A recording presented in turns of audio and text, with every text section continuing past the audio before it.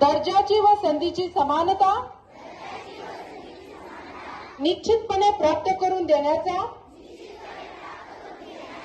आणि त्या सर्वांमध्ये